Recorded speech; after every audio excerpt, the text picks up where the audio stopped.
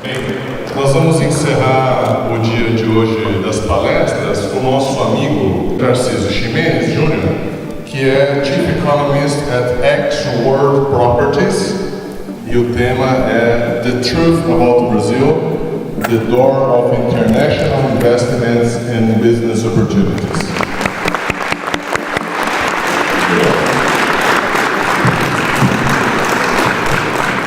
Pessoal, então, boa noite. Que bom que já chegou aqui o senador Álvaro Dias. E eu estava falando isso, senador, porque eu não vou falar nada do senhor que eu não tenha escutado. Porque eu só escutei isso. Eu escutei de um americano, que é o Sony, o Salvello Sony. A gente tem ele como nosso mayor. Mayor é o prefeito, né, de Celebration, que é a nossa cidade da Disney.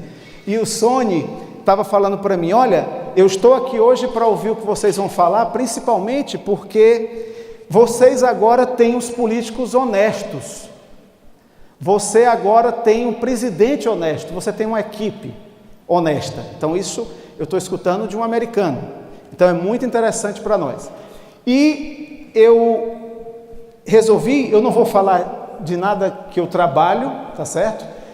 Para fazer um resumo, desde que eu sou jovem, eu iniciei no mercado financeiro, na Bolsa de Valores de São Paulo, mas sou economista de formação, não gosto de línguas, não sabia falar inglês, agora eu sei um pouco, e eu gosto de números e de pesquisar. E eu tenho um agradecimento imenso pela nação americana, porque no September 11 de 2001, quem se lembra o que aconteceu? September 11 de 2001. Eu nasci de novo, gente, naquela data. Então eu jamais vou esquecer dos Estados Unidos. E isso aconteceu na minha vida, uma obra de Deus, mas que foi através de americanos, tá certo? Então eu me relaciono com os americanos há muito tempo. E no meu field, né, no meu campo de negócios, eu sempre trabalhei atraindo, primeiro, milhares de turistas para os Estados Unidos e para Orlando desde 1991, fretando aviões. A gente fretava Jumbo 747 da Tal Air na época para trazer estudantes para a Disney. Isso foi o primeiro trabalho que eu tive na minha vida. E eu sempre fui da área da hospitalidade, do turismo e dos investimentos. E sempre conectando pessoas. E que essas pessoas pudessem, das formas mais verdadeiras possíveis, pudessem fazer negócio, tá certo? E daí eu cheguei a presidir uma entidade internacional, que essa entidade foi fundada em Paris em 1934, hoje nós estamos em 97 países do mundo, que é o SCAL International. Nosso website do SCAL é scal.org e a sede é em Paris, em Torremolinos, na Espanha, mas o SCAL ao qual eu sou membro hoje, que é o de Orlando, o SCAL americano é o maior do mundo. E é um ambiente muito legal. Então, o que é que eu vou contar para vocês hoje? Eu expliquei aqui, eu falei a verdade sobre o Brasil. Mas por quê, gente? Eu tenho algo que eu aprendi desde o 11 de setembro, certo? Que começaram a me fazer ver as coisas diferente. Eu era cego, gente, certo? E eu fui muito estudioso na minha vida, viu? Mas eu era cego e passei a enxergar naquele episódio lá. E aí eu comecei a buscar a verdade, o que era, se existia uma verdade. E com os americanos, de novo, eu conheci a verdade sobre o meu país de origem.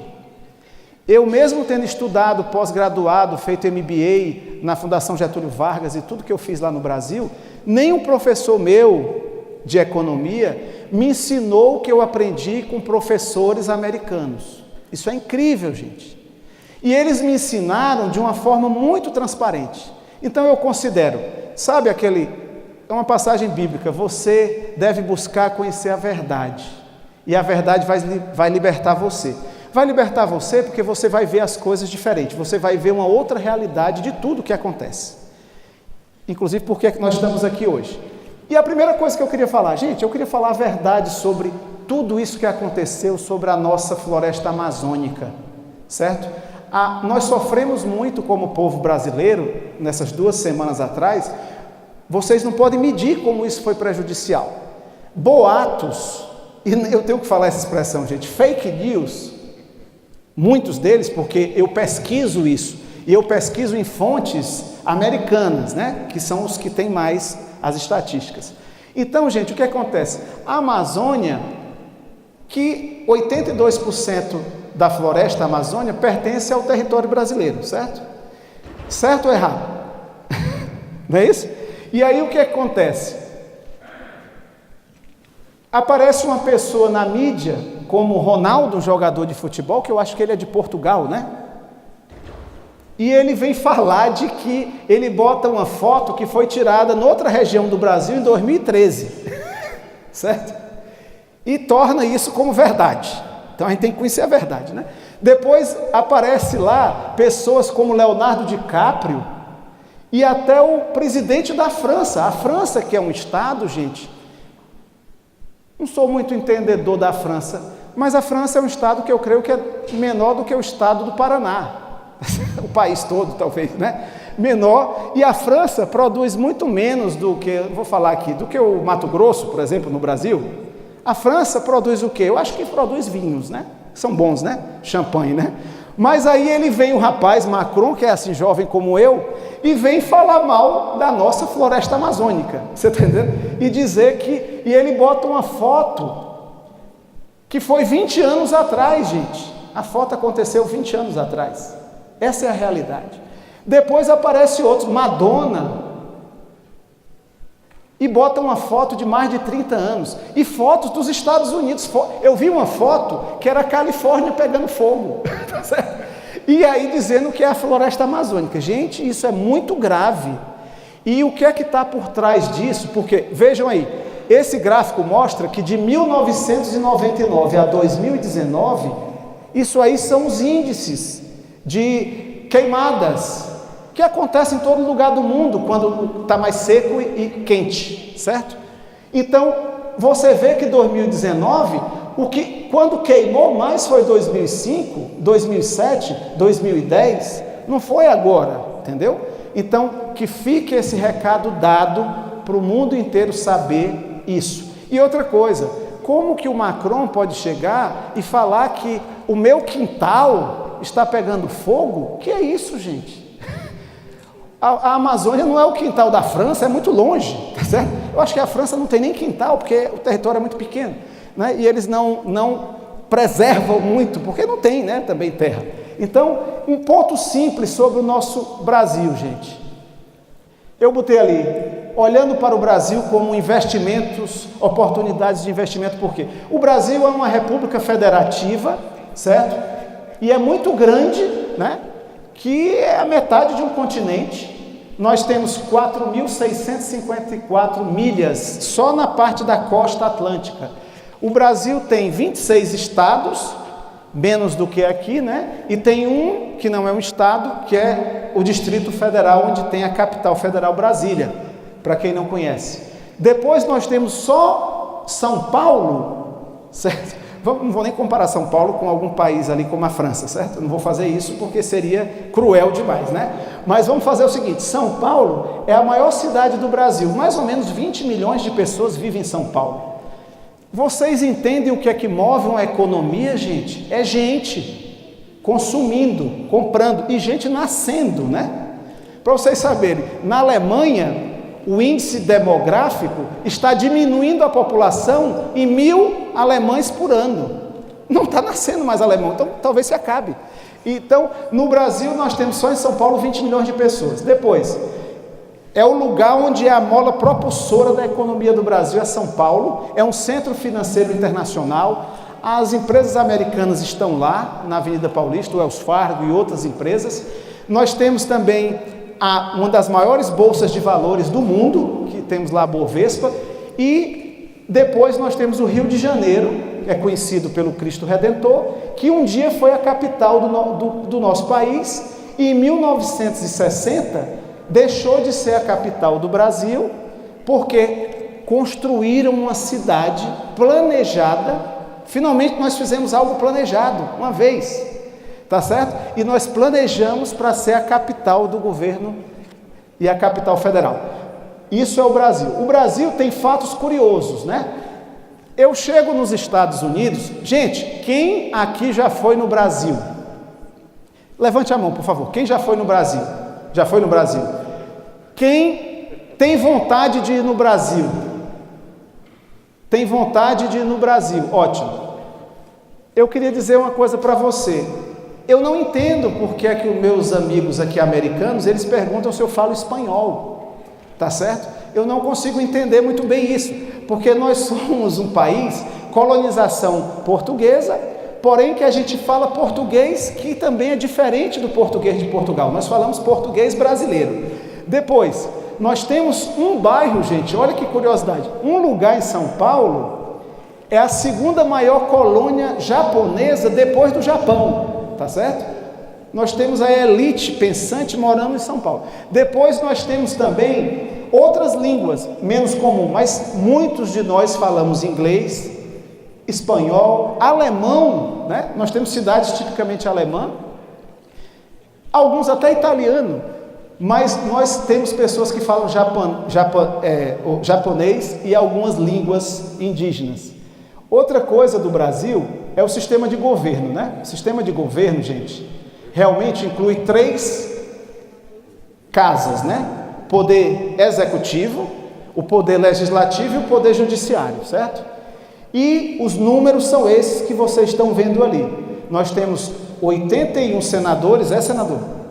Nós temos 513 deputados, aqui são chamados commissioners, e nós temos um presidente e um vice-presidente eleito democraticamente. Nós somos uma das mais antigas democracias que nunca deixou, um período muito curto, mas nunca deixou de ser uma democracia.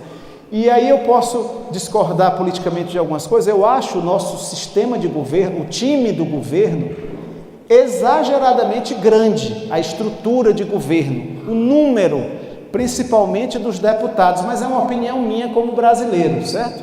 Porque são 500, aqui são muito menos, talvez 10% do que é no Brasil. Depois, nós temos o poder judiciário no Brasil, né? Brasília, gente, é a capital federal, muito bonita. O presidente Obama teve já visitando, Donald Trump foi convidado, mas não teve ainda, mas muito interessante, já morei lá um tempo. Depois, pode passar, nós temos um pouco da diversidade do que somos os brasileiros, que realmente, eu chamo, o povo brasileiro é old class. Old class, pessoal, eu não conhecia essa palavra, aprendi com os americanos. Chegaram para mim e disseram, você é old class. Em uma semana me deram um EB1A, que é um green card. Eu disse, uau, que legal. Vocês investigaram a minha vida, um negócio assim muito grande, 575 papéis que tiveram que ser mandados, mas aí eles ensinaram essa palavra para mim. E eu trago essa palavra para o povo brasileiro. Imagina, essa mistura que é a nossa raça, italiano, alemão, holandês, espanhol, português, saiu nós, um povo único, né? Então, essa diversidade faz a diferença. Outra verdade sobre o Brasil. No Brasil, pessoal, para quem é só americano, quem também nunca foi no Brasil, faz parte da nossa cultura os seus antecedentes de família. O brasileiro acha que você tendo uma família decente, por exemplo, o senador Álvaro Dias preserva o nome da família dele, porque ele tem netos, e ele quer preservar isso para o resto da herança dele. Então isso é muito importante. E brasileiro faz negócio com quem conhece e confia, faz negócio face to face. Depois, gente, as pessoas do Brasil são muito especiais. Se você vê um brasileiro pedindo para fazer um face com você, ele é brasileiro autêntico, certo? Depois, uma vantagem competitiva que hoje o Brasil tem de vários países do mundo. Eu não vou nem falar dos BRICS, porque os BRICS não vai ser mais uma língua falada na economia global já, certo? A nossa pirâmide etária, 2019, imagina uma população, 214 milhões de pessoas prontas, ávidas para consumir produtos do mundo todo, né? O americano conhece, nós somos o número 1 em Orlando, há mais de 20 anos, o que consome aqui, de compras. Nós somos uma pirâmide etária que nós somos jovens, ou millennials, então muitos anos ainda para trabalhar e desenvolver o Brasil, ou vir desenvolver outros países, como nós fazemos até aqui. Depois da pirâmide, isso é uma vantagem competitiva. Países que estão com a população de velhos, ou que não têm mais filhos, É muito difícil disso prosperar. Outro número, gente. Pode passar. O que é que aconteceu então, já indo para o final? Que aí eu vou passar para o senador Álvaro Dias me corrigir. 2016 foi um ano de altos e baixos no Brasil. Sabe que eu, em 2001, Setembro 11, 2001, eu acordei e nasci de novo. O brasileiro acordou em 2016. E o brasileiro, saturado de tanta corrupção, saturado de tão mau uso do nosso capital e do nosso dinheiro, o Brasil acordou. Eu sei que o senador Álvaro Dias já lutava bem antes contra a corrupção. Esse homem lutava talvez antes de 2013 e tinha coragem de ir na tribuna e falar mesmo o que estava acontecendo, a verdade, não era? E doa quem doer. Mas o brasileiro acordou em 2016. Imagina, era o ano das Olimpíadas, gente. Uma oportunidade tremenda de mostrar a vitrine do Brasil. Nós estávamos tendo passeatas, revoltas, manifestações e o povo acordou.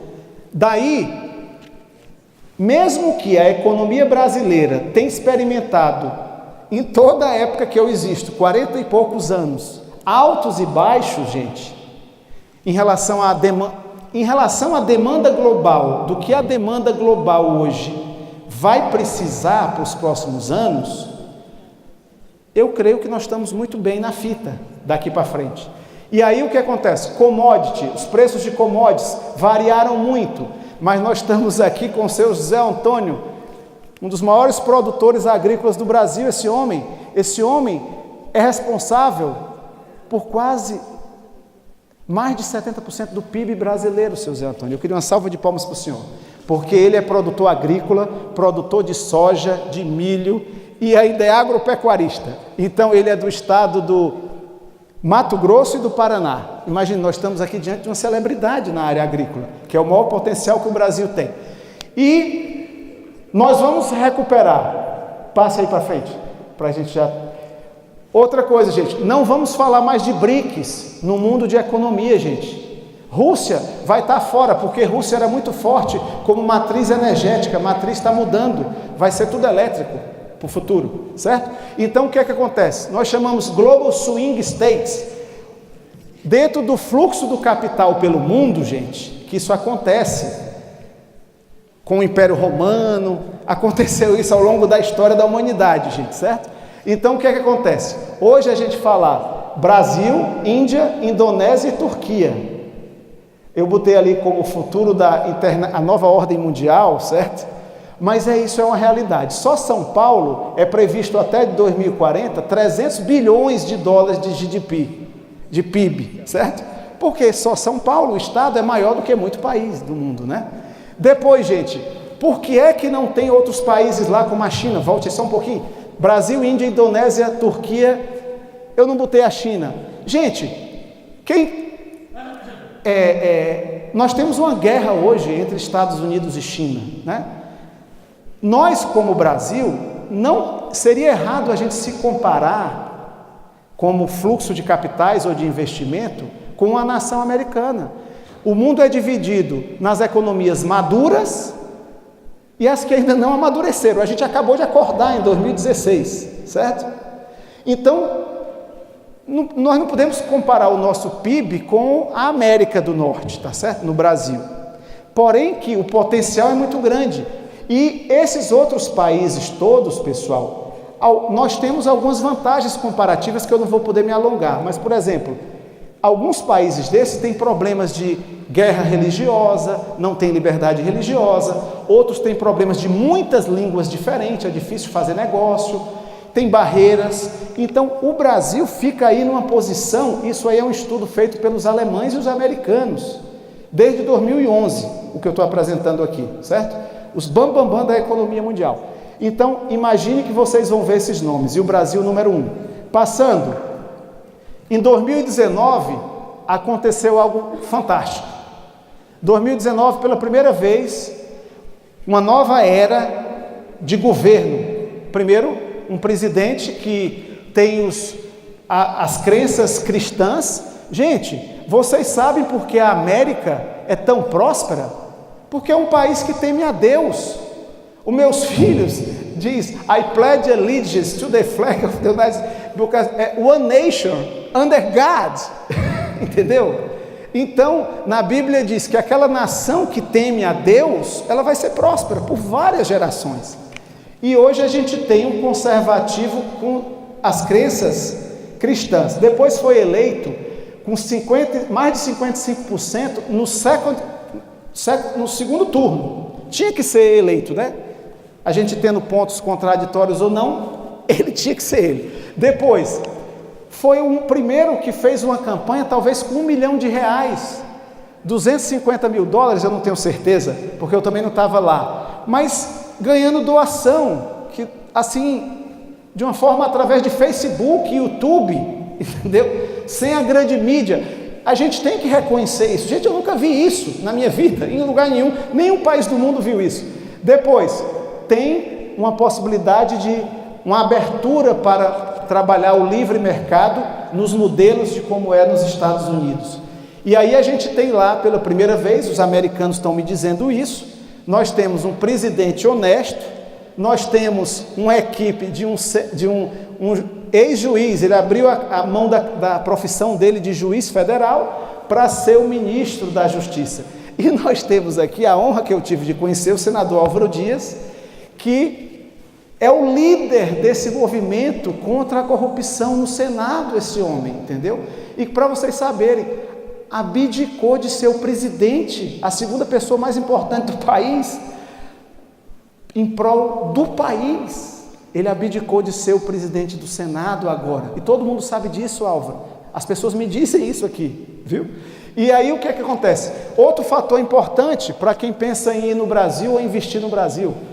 Essa equipe hoje, pela primeira vez na minha história de vida, eu vejo aí ministro do Brasil que é astronauta, gente. Você sabe o que é que precisa para ser um astronauta? Quem é aqui dos Estados Unidos sabe, né?